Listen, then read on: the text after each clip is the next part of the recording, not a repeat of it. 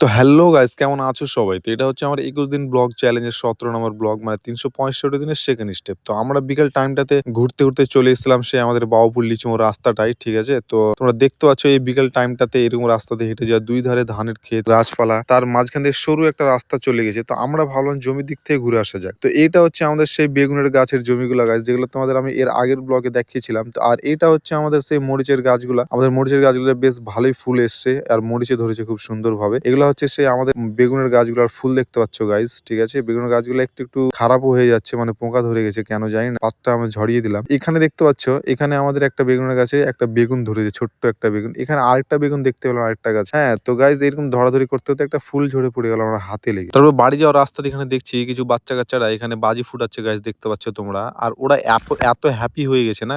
Hi guys, আমরা এখন এসছি ভটকা ফুটাতে।